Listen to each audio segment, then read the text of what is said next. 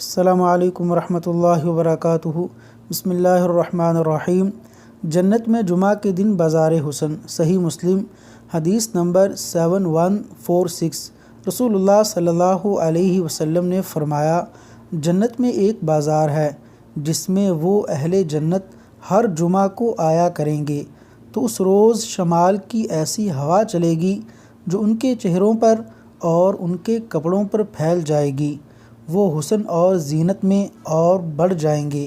وہ اپنے گھر والوں کے پاس واپس آئیں گے تو وہ بھی حسن و جمال میں اور بڑھ گئے ہوں گے۔